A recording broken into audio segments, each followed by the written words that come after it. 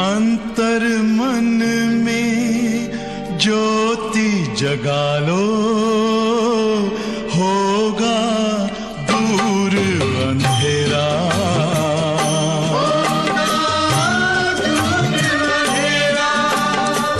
शिव का कर लो ध्यान, आ रहा पावन पुण्य सवेरा।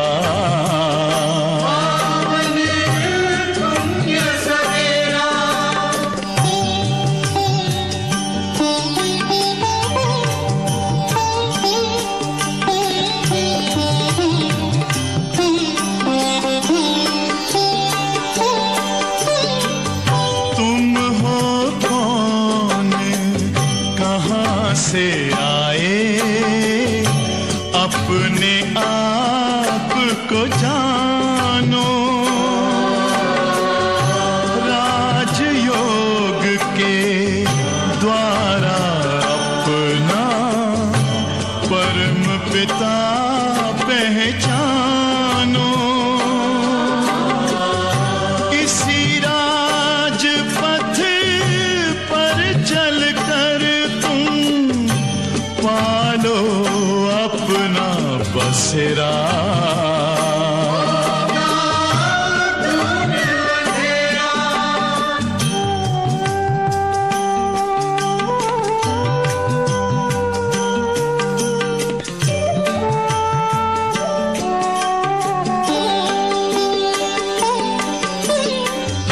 तुम हो आत्मा तन से न्यारे, परमात्मा को प्यारे। दिव्य गुणों को धारण करके योगी बनो दुलारे। ज्योति बिंदु ही तोड़ेगा ये माया का घेरा।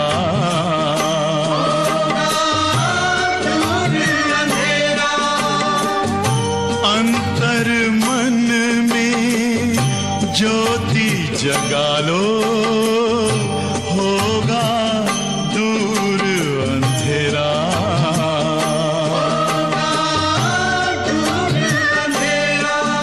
ओम शांति, ओम शांति, ओम शांति।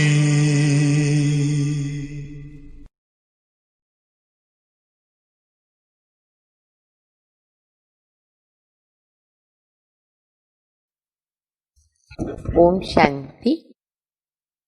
मुरली की तारीख है 20/12/2020। देखो 2 कितनी बार आया, 1 2 3 4, 4 बार 2 2। 1 बार 1 कितनी बार आया, 1 बार। 0 3 बार, 1 1 बार, 3 बार 0, 4 बार 2। हमें क्या करना है, 0 बिंदी, 1 शिव बाबा और 2 बाप दादा। ठीक है। आज संडे है, रविवार है। अव्यक्त बाप दादा की महावाक्य है। हम सब जानते कि 87 की बाबा की मुरली चल रही है। वह तारीख है, उसमें भी 20 तारीख आ गई। आज की 20 और जो मुरली अव्यक्त वाणी रिवाइज कोर्स है वो भी 20। तो 20 3 87। बाबा ने सारी मुरली सत्यता के ऊपर स्पष्ट की है। बाप दादा आज सत बाप, सत टीचर, सतगुरु के रूप में मिल रहे। और सत्य माना, एक तो होता है सत्य माना सच, जो बात जैसी है। दूसरा सत्य माना बाप दादा कहते अविनाशी। सत्यम शिवम सुंदरम कहा गया। सच वाला व्यक्ति नाचता रहता है, घबराता नहीं, डरता नहीं, मूंझता नहीं। सत्यता की विजय है। अंत में बहुत सारे स्पष्टीकरण बाप दादा ने हम बच्चों को दिए हैं। बहुत ध्यान से हम बाप दादा के महावाक्य सुनेंगे और अपने आप से कंपैरिजन करते हुए कि उसके हिसाब से मेरे अंदर सत्यता का गुण जो है या शक्ति है वो कितनी है। मुरली का सार है स्नेह और सत्यता की अथॉरिटी का बैलेंस। स्नेह और सत्यता की अथॉरिटी का बैलेंस। आज सतबाप, सत शिक्षक, सतगुरु अपने सत्यता के शक्तिशाली सत बच्चों से मिलने आए। बाबा पहले से देखो टाइटल भी दे देते हम बच्चों को, सत बच्चे। सत्य बाप तो बच्चे भी सत्य। सबसे बड़ी ते बड़ी शक्ति व अथॉरिटी कौन सी है? सत्यता की।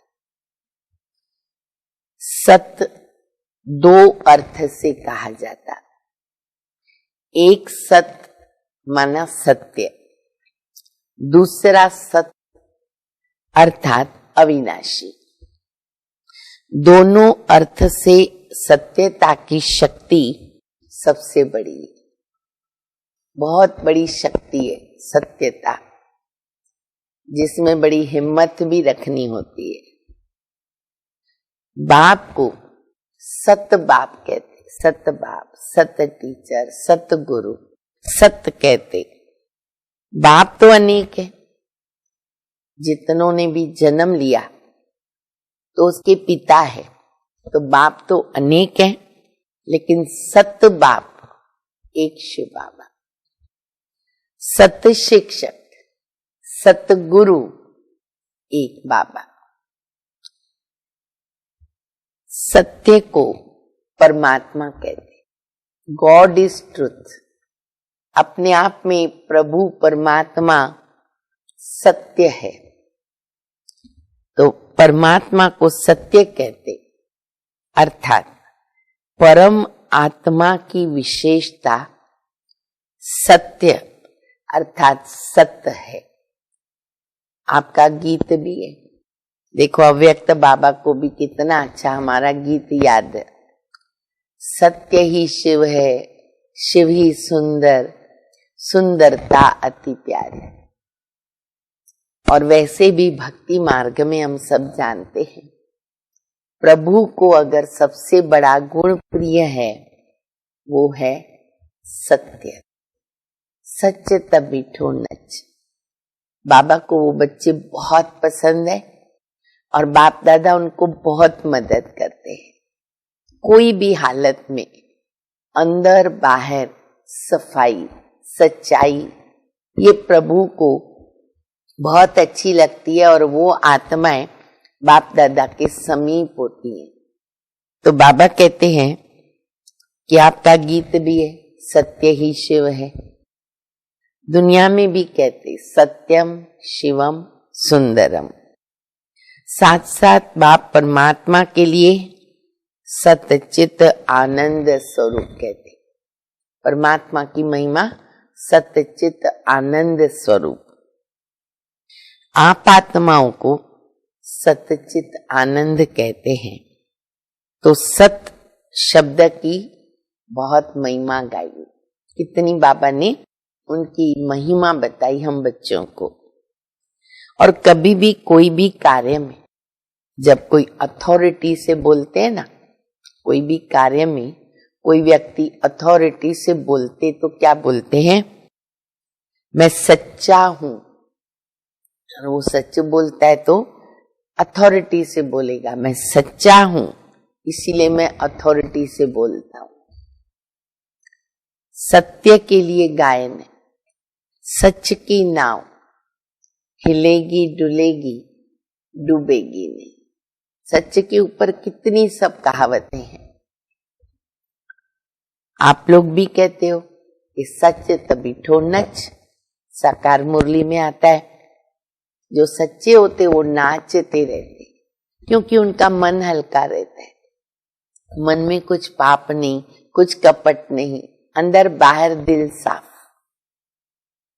सच तबिठो नच, सच्चा अर्थात सत्यता की शक्ति वाला है ना, सदा नाचता रहेगा, कभी मुरझाएगा नहीं, उलझेगा नहीं, घबराएगा नहीं, कमजोर नहीं होगा। सत्यता की शक्ति वाला खुशी में नाचता रहेगा। नोट करें, बहुत अच्छी बातें, बहुत अच्छी विशेषता है बाबा बता रहे। सारी मुरली लिखने जैसी है, लिखेंगे ना पक्की होती जाएगी। तो बाबा कहते हैं कि वो खुशी में नाचता रहेगा, शक्तिशाली होगा, जिसके पास सत्यता की अथॉरिटी है। सामना करने की उसमें शक्ति होगी, क्योंकि सच्चा है, सामना करने की शक्ति होगी, घबराएगा नहीं, क्योंकि सच्चा है। सत्यता को सोने के समान कहते, 1 2 3 4 आप नोट कर सकते हो। सत्यता की तुलना गोल्ड सोने से की जाती और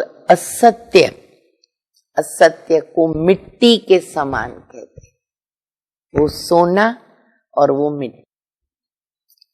भक्ति में भी जो परमात्मा की तरफ लगन लगाते हैं ना, लगन में मगन होते हैं ना, कहते ये बड़ा सत्संगी है, माना इसका ध्यान प्रभु आध्यात्मिक मार्ग पर सत्संगी है, सत्य का संग करने वाला। और लास्ट में जब आत्मा शरीर छोड़ती है तो क्या कहते, सत्य नाम संग है। कितनी बातें बाबा बता रहे हैं, सत्य नाम संग है। तो सत्य अविनाशी, सत्य सत्य है, सत्यता की शक्ति महान शक्ति है।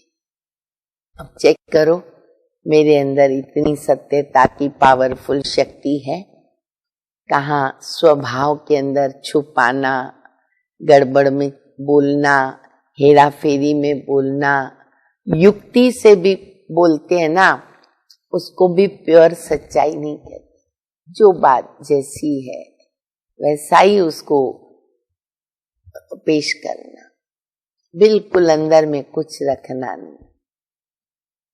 वर्तमान समय मेजॉरिटी लोग आपको देखकर क्या कहते हैं, इन्हों में सत्यता की शक्ति है, तब इतना समय वृद्धि करते हुए चल रहे।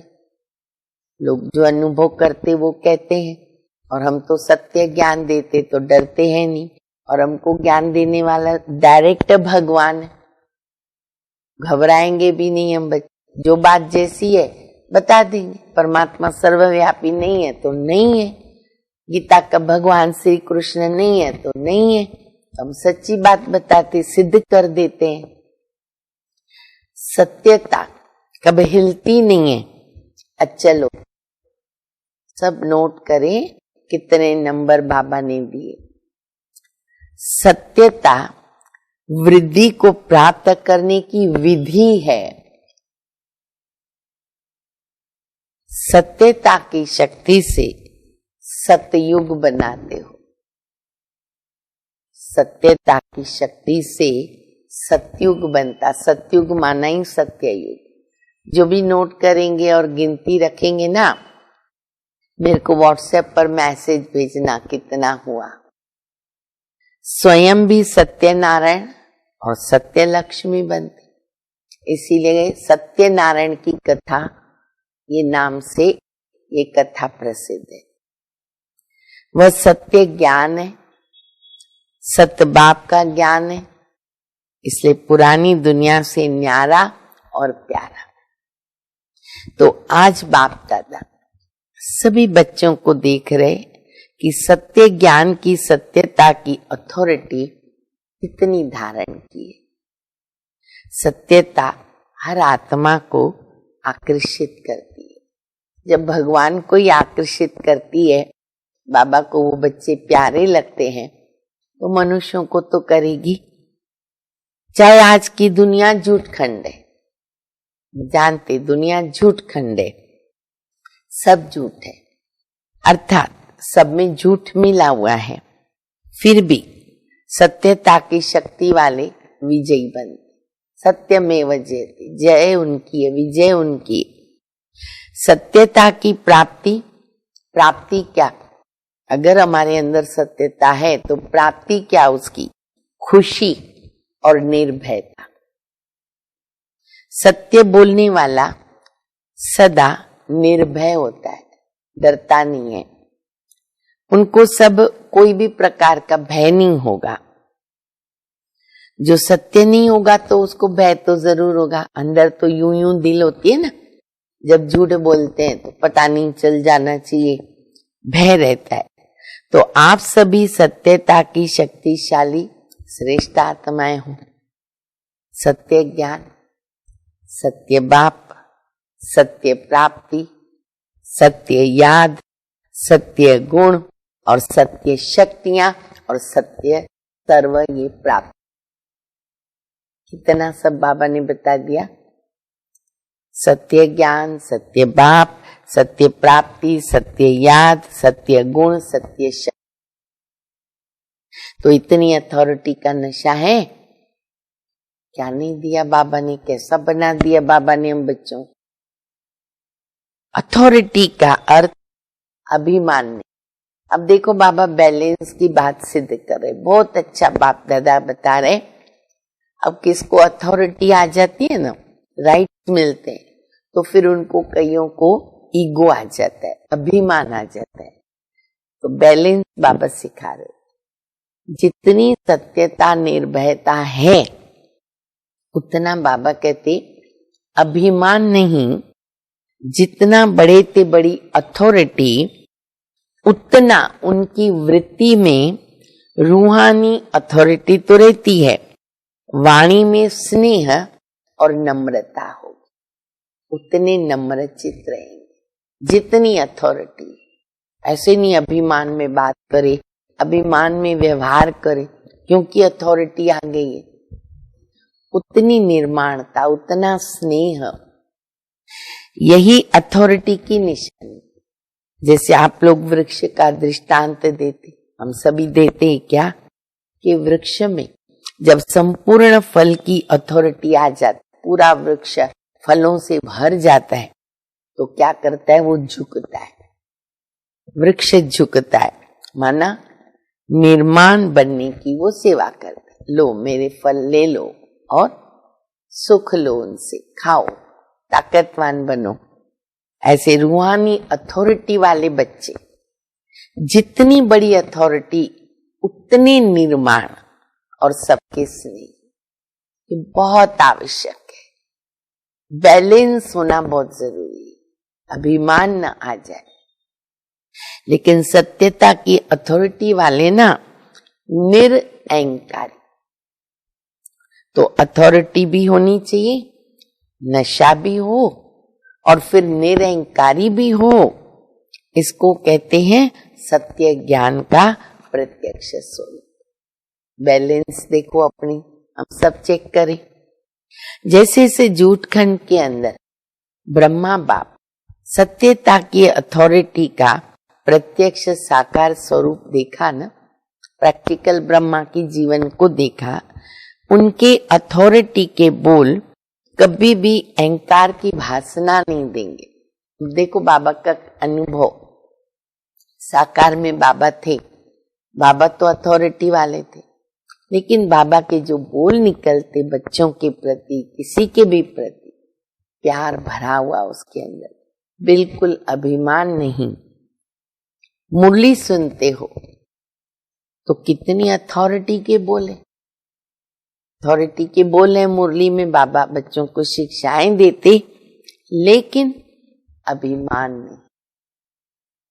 अथॉरिटी के बोल में ना स्नेह समाया हुआ निर्माणता है, निरअहंकार है। इसीलिए अथॉरिटी के जो बोल है ना वो प्यारे लगते हैं, बुरे भी नहीं लगते, अच्छे लगते, दिल को लगते। सिर्फ प्यारे भी नहीं, शक्तिशाली होते हैं। फॉलो फादर हमें करना है। सेवा में व कर्म में फॉलो ब्रह्मा बाप है, क्योंकि साकारी दुनिया में साकार एग्जाम्पल वो है और सैंपल है। तो हमें फॉलो फादर ऐसे ही करना है। तो ये जरूर चेक करो कि निर्माणता है मेरे अंदर, मेरे बोल में, मेरे कर्म में, मेरे व्यवहार में। तो जैसे ब्रह्मा बाप को कर्म में, सेवा में, सूरत से, हर चलन से चलता फिरता अथॉरिटी स्वरूप देखा, ऐसे फॉलो फादर करने वालों में भी स्नेह और अथॉरिटी, निर्माणता और महानता दोनों साथ साथ दिखाई दे।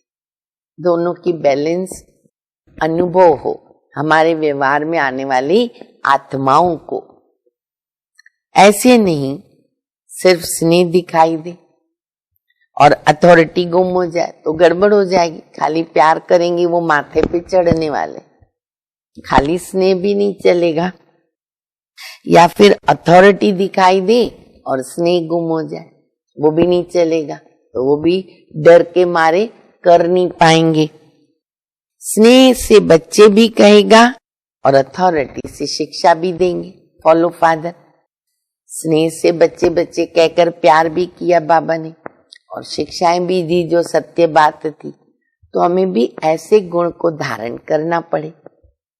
सत्य ज्ञान को प्रत्यक्ष भी करेंगे, लेकिन बच्चे कहकर नया ज्ञान भी सारा स्पष्ट कर देंगे। इसको कहते हैं स्नेह और सत्यता की अथॉरिटी का बैलेंस। अच्छी तरह मुरली को फिर से अध्ययन करें, अपनी चेकिंग करें और बैलेंस को चेक करें। तो वर्तमान समय सेवा में इस बैलेंस को ना अंडरलाइन, धरनी बनाने के लिए स्थापना से लेकर अब तक 50 वर्ष पूरे हो गए। 86 में गोल्डन जुबली मनाना शुरू किया। विदेश की धरनी भी अब काफी बन गई है। बल 50 वर्ष उनको नहीं हुए, लेकिन बने बनाए साधनों पर आ गए, उनको तो काफी रेडी मिला। इसलिए शुरू के 50 वर्ष तो अभी के कितने उनकी कंपैरिजन में आएंगे, वो आएंगे 5 वर्ष, वो भी बहुत हो गए। डबल विदेशी सब कहते हैं हम last so fast so first. तो समय में भी फास्ट सो फर्स्ट होंगे ना, फास्ट जाना पड़ेगा। निर्भय की अथॉरिटी जरूर रखो। एक ही बाप का नया ज्ञान सत्य ज्ञान है और नए ज्ञान से नई दुनिया स्थापन होती है। तो ये अथॉरिटी और नशा स्वरूप में इमर्ज करो। 50 वर्ष तो मर्ज रखा, लेकिन इसका अर्थ ये नहीं है कि जो भी आवे उनको पहले से नए ज्ञान की नई बातें सुनाकर कंफ्यूज कर दो। ढंग से, युक्ति से सबको समझाना पड़े ना, ये भाव नहीं है जो बाप दादा बता रहे। धरनी, नब्ज, समय सब देखना पड़ता है। देख करके ज्ञान देना ये नॉलेजफुल की निशानी है। आत्मा की इच्छा भी देखो, नब्ज भी देखो, धरनी भी बनाओ, लेकिन अंदर सत्यता के निर्भयता की शक्ति जरूर हो। लोग क्या कहेंगे ये भय न हो। निर्भय बन करके न धरनी भले बना। कई बच्चे समझते हैं ये ज्ञान तो नया है, कई लोग समझ ही नहीं सकेंगे, लेकिन बेसमझ कोई तो समझाना है ना। बाबा ने हम बेसमझ को समझदार बनाया। ये जरूर है जैसा व्यक्ति वैसी रूपरेखा बनानी पड़ती है, लेकिन व्यक्त के प्रभाव में नहीं आ जाओ। अपने सत्य ज्ञान की अथॉरिटी से व्यक्त को परिवर्तन करना ही है हमको, ये लक्ष्य को भूलो नहीं। अब तक जो किया वो तो ठीक किया, वो करना भी था, आवश्यक भी था, क्योंकि धरनी बनानी थी। लेकिन कब तक धरनी बनानी है, कब तक धरनी बनाते रहेंगे? और कितना समय चाहिए तुमको? बाबा पूछ रहे। दवाई भी दी जाती है ना, तो पहले से ज्यादा ताकत वाली नहीं देंगे, सहन भी तो होनी चाहिए। बाबा बहुत अच्छा मिसाल बता रहे। पहले हल्की दी जाती है, लेकिन ताकत वाली दवाई दो ही नहीं, हल्की पे चलाते रहो ये भी तो नहीं होगा। देखो कितनी बैलेंस सिखा रहे बाबा। डॉक्टर क्या करता है, पेशेंट बताएगा, पहले उसको हल्की दवाई देके ट्रायल करेगा कितना वो सहन कर सकता है। पहले भारी भी एकदम नहीं देगा, और अगर उसको थोड़ी भारी चाहिए बीमारी के हिसाब से तो एकदम हल्की भी नहीं देगा। तो इसीलिए बाबा कहते हैं कि बच्चे जो है ये भी बैलेंस रखना जरूरी है। किसी कमजोर को हाई पावर वाली दवाई दे दी ना तो वो भी रॉन्ग हो जाता है। परखने की भी शक्ति चाहिए। देखो एक बात बाबा हमको बता रहे, लेकिन अपने सत्य नए ज्ञान की अथॉरिटी भी हमको जरूर।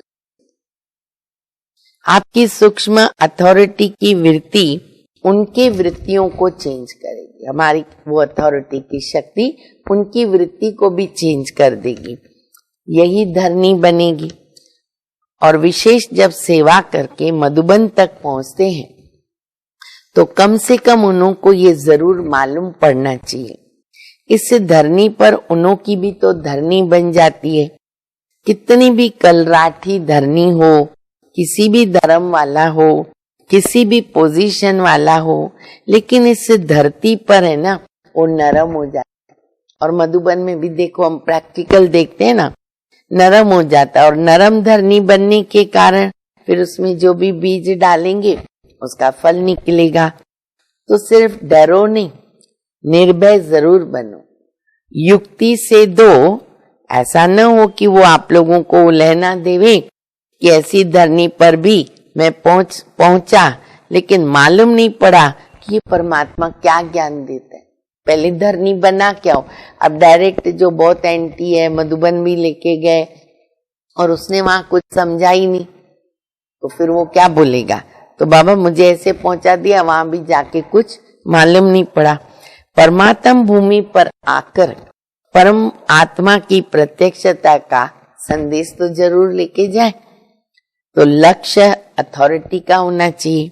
आजकल के जमाने के हिसाब से भी नवीनता का महत्व, हर एक को नवीनता चाहिए। अभी उसके ऊपर बाबा बता रहे। फिर भल कोई उल्टा भी नया फैशन निकालते हैं ना तो भी लोग फॉलो करते, नया चाहिए, उल्टा भी फॉलो कर देंगे। पहले आर्ट देखो कितना बढ़िया था पहले के जमाने का, और आजकल का आर्ट देखो, उनके आगे जैसे वो लकीरें लगती, पूरा युग जैसे परिवर्तन होता है ना, ऐसे देखो क्या दुनिया में चल रहा है। लेकिन मॉडर्न आर्ट पसंद भी करते।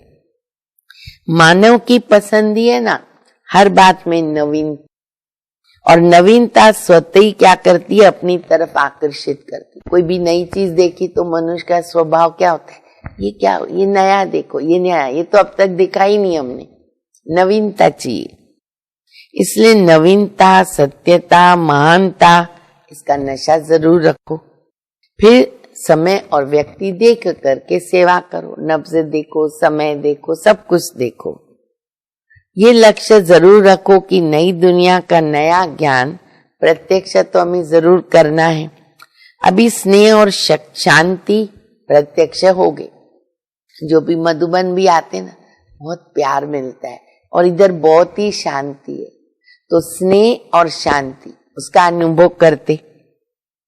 बाप का प्यार के सागर का स्वरूप, शांति के सागर का स्वरूप, ये दो तो प्रत्यक्ष हुआ। लेकिन करना आगे क्या है, ज्ञान स्वरूप आत्मा और ज्ञान सागर बाप है। इस नए ज्ञान को किस ढंग से देवे ना, उसके प्लान सभी कम बनाए, वो अभी ऐड करो। वह भी समय आएगा जो सभी के मुख से ये आवाज निकलेगा कि नई दुनिया का नया ज्ञान यही है। अभी सिर्फ क्या कहते, अच्छा है, अच्छा है, ये नहीं कहते कि नया है, आपका ज्ञान नया है। याद की सब्जेक्ट को अच्छा प्रत्यक्ष किया है, इसलिए धरनी अच्छी बन गई। और धरनी बनाना पहला आवश्यक कार्य, वो तो किया बच्चों ने, बाप दादा हर्षाते हैं, बहुत अच्छा है। जो किया वो बहुत अच्छा किया और बहुत किया, तन मन धन लगा करके किया, उसके लिए तो बाप दादा ऑफरिंग भी देते हैं।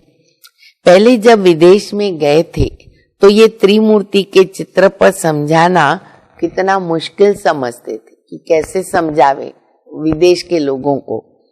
अभी त्रिमूर्ति के चित्र पर आकर्षित होते हैं, नवीनता।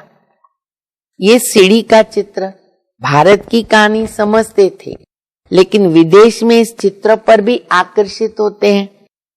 तो जैसे वो प्लान बनाए कि नई बात किस ढंग से सुनावे ना, तो अभी ये भी इन्वेंशन करो। बाबा वर्क भी देते बच्चों को, ये नहीं सोचो कि ये तो करना ही पड़ेगा, नहीं। बाप दादा का लक्ष्य सिर्फ ये है कि नवीनता के महानता की शक्ति धारण करो, इसको भूलो नहीं। कैसे लोगों को हम अनुभव करा सके नवीनता से। दुनिया को समझाना है, दुनिया की बातों से घबराना तो नहीं है। अपना तरीका इन्वेंट, क्योंकि इन्वेंटर तो आप ही है ना। सेवा के प्लान बच्चे जानते हैं, जैसा लक्ष्य रखेंगे वैसा प्लान बहुत अच्छे से अच्छा बन जाएगा। और सफलता जन्म सिद्ध अधिकार है, वो तो हम बच्चे जानते हैं। इसलिए नवीनता को अभी प्रत्यक्ष करो। क्यों नवीनता धारण करनी जरूरी, वो बाबा ने स्पष्ट किया। जो भी ज्ञान की गुह्य बातें हैं उनको स्पष्ट करने की विधि आपके पास बहुत अच्छी है और स्पष्टीकरण है। एक एक पॉइंट को लॉजिकल स्पष्ट कर सकते हो। अपनी अथॉरिटी वाले, कोई मनोमय या कल्पना की तो बातें है नहीं, हमारे पास तो सत्यता है, यथार्थ है, अनुभव है। अनुभव की अथॉरिटी, नॉलेज की अथॉरिटी, सत्यता की अथॉरिटी, कितनी अथॉरिटीज है, बाबा ने कितनी अथॉरिटीज दी है। तो बाबा कहते हैं तो सर्व को स्नेह और अथॉरिटी की बैलेंस रखने वाले। तो बाबा कहते बच्चे अभी क्या करना होगा, जो भी बाबा ने अथॉरिटीज दी है ना, उस अथॉरिटी को स्वरूप में लाना होगा। हमारे पास कोई अथॉरिटी है और कोई नहीं है। बाबा ने बैलेंस भी सिखा दिया कि बच्चे बैलेंस रखना। अथॉरिटी अगर अपनाते हैं, उस स्वरूप में स्थित होते, तो निर्माणता चाहिए, उसके बैलेंस में निर्माणता बहुत जरूरी है। अच्छा, खाली स्नेह भी नहीं चलेगा, खाली प्यार से किसको चलाते देखो, बच्चों को भी अगर लाड़ प्यार दो तो क्या होगा, चढ़ जाते हैं। तो स्नेह भी रखनी होती है, देनी होती है, पर शिक्षा भी देनी होती, तो उनको थोड़ा ये भय भी रहता है, तो वो भी बैलेंस बाबा बताते। फिर तीसरी बात बाबा ने बताई नवीनता। कुछ ना कुछ ऐसे नवीनता सोचो, लोगों को अट्रैक्शन हो। अभी तक ये समझते ज्ञान अच्छा है, इधर शांति मिलती है, प्यार मिलता है, पर नवीन ज्ञान मिल रहा है और यही ज्ञान सही है, वो उनके मुख से नहीं निकलता है। तो उसके लिए बाबा फिर कहते बच्चे प्लानिंग करो। आज दुनिया में भी कुछ भी बाबा ने कहा, अगर उल्टा भी फैशन निकलता है ना, कुछ नया, बस लोग उनको फॉलो करते हैं। तो हम भी ऐसे सेवा के अंदर नवीनता और अपनी जो स्व उन्नति है उसके अंदर भी कुछ नवीनता को सोचो। तो ऐसे बहुत प्रकार के बैलेंस बाबा हम बच्चों को बताते हैं। तो हमें ये चेक करना है कि मेरे में हर प्रकार का बैलेंस है, लॉ और लॉ दोनों बैलेंस है, गंभीरता और रमणीकता दोनों का बैलेंस है, ये हमें चेक करना बहुत जरूरी है।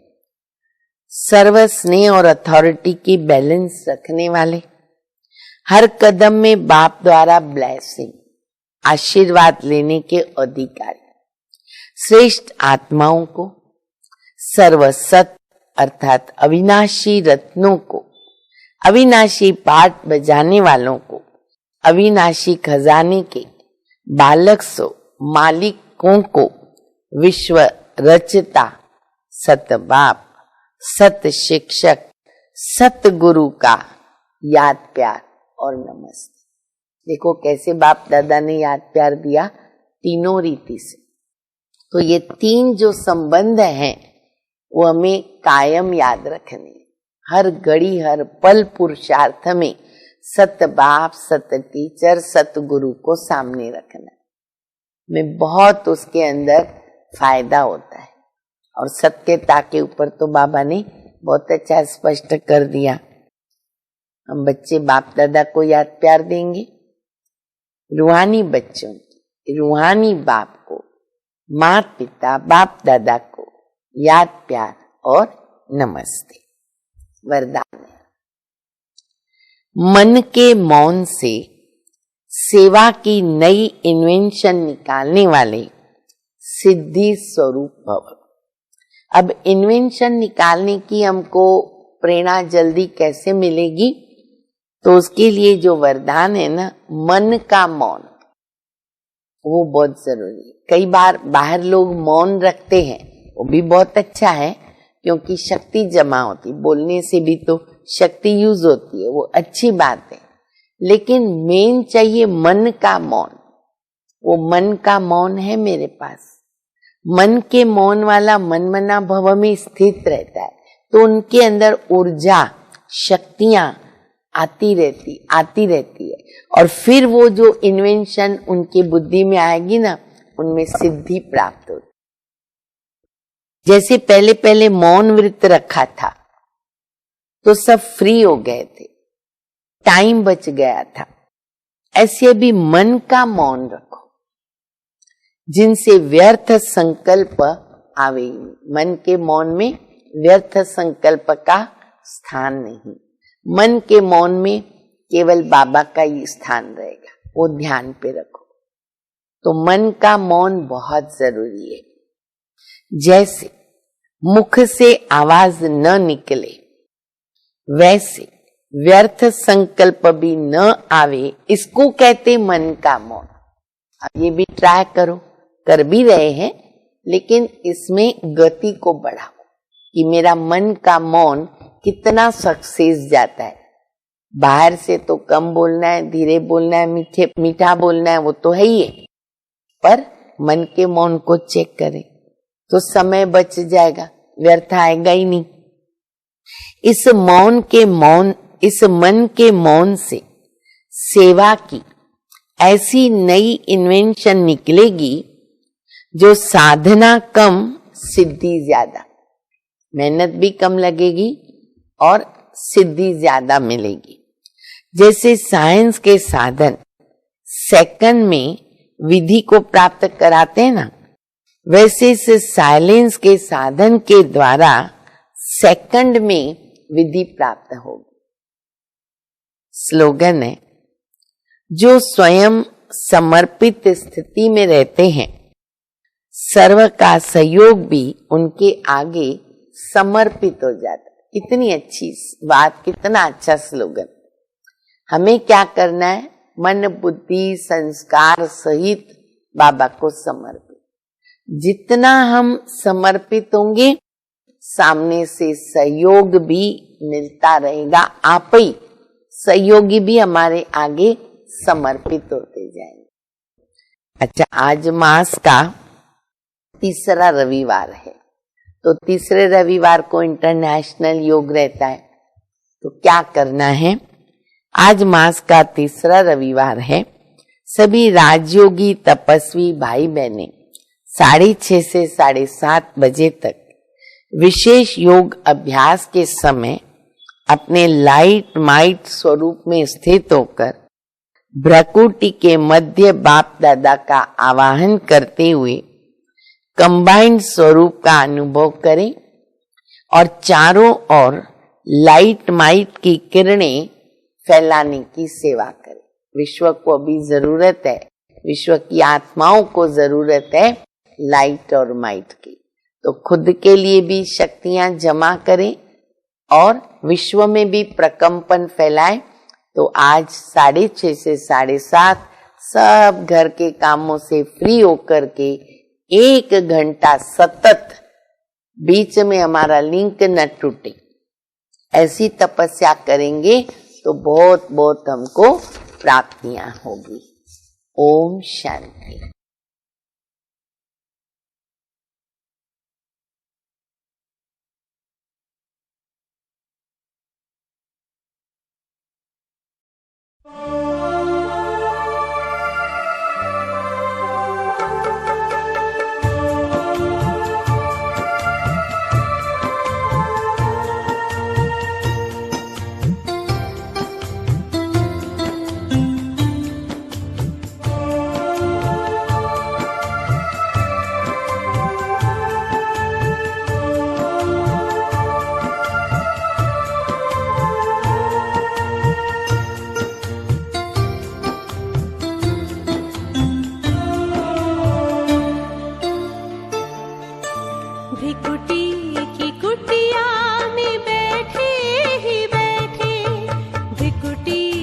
कुटी